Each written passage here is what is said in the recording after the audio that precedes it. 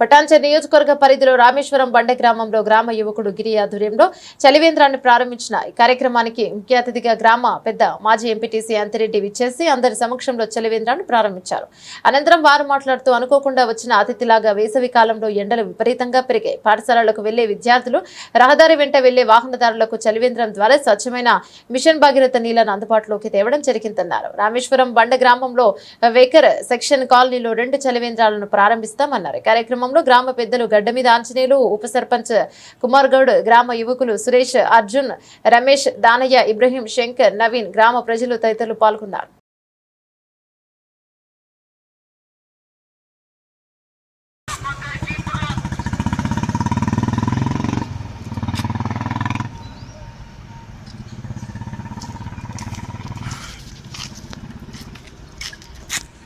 మండ గ్రామ పంచాయతీ పరిధిలో ఇవాళ చలివేంద్రాల ప్రారంభోత్సవానికి ఊరు పెద్దల మధ్యలో పిల్లలు పెద్దలు అందరినీ కూడా ఇక్కడ పిలిపించుకొని మా వాటర్ మెయిన్ గిరిబాబు ఆయన ఆధ్వర్యంలో మరి ఇక్కడ పెడతాను అంటే మంచిదిరా పెట్టి అందరికీ కూడా చల్లగా, ఎందుకంటే ఒక పూట అన్నం లేకున్నా సరే భగవంతుడు మంచినీళ్ళు దానం చేయమని చెప్పేసి మనందరికీ కూడా, ఎందుకంటే మంచినీళ్ళు లేని మనం లేం కాబట్టి ఇక్కడ ఎండుకాలం కానీ వానకాలం కానీ ఎప్పుడు కూడా ప్రాబ్లం అనేది లేదు. కాబట్టి ఇక్కడ ఎందుకంటే ఇక్కడ వచ్చే పోయే వాళ్ళకు ఈ ద్రవం, ఎందుకంటే ఇది ధూప అనేది ఇప్పుడు ఎందుకంటే ఎండుకాలం ఖచ్చితంగా వాళ్ళకు వాటర్ కావాలి. కాబట్టి ఇక్కడ చలివేంద్ర ఇవాళ ప్రారంభోత్సవం చేసిండు. కాబట్టి ఇంకా 2-3 రోజుల్లో కూడా ఇంకొక 2 ఇక్కడ ఒకటి వికర్షణ కాలనీ కూడా చేస్తాము.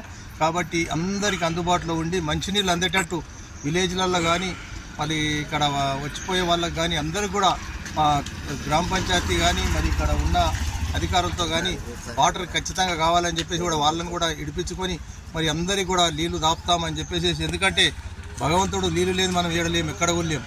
కాబట్టి నీళ్లు ముఖ్యం. ముందు మన ఏమి డబ్బు గిబ్బు ఏది లేకుండా సరే కానీ మంచినీళ్ళతో కూడా కొన్ని రోజులు బతకొచ్చు మనిషి. కాబట్టి ఈ దాహం తీరాలంటే మంచినీళ్ళు ఖచ్చితంగా అందరికీ దాహం చేయాలి. కాబట్టి మేము అందరం కూడా కలిసి ఈ చలివేంద్రాల ప్రారంభోత్సవం ఇక్కడ చేసినందుకు వీళ్ళందరికీ కూడా కృతజ్ఞత తెలుపుతున్నాం. కాబట్టి ఇంకా 2-3 అక్కడ కూడా చేస్తాం 2-3 రోజుల్లో, కానీ అందరికీ కూడా మంచినీళ్ళు దాపుతామని చెప్పేసి కూడా గ్రామ పంచాయతీ కోరుకుంటున్నాం.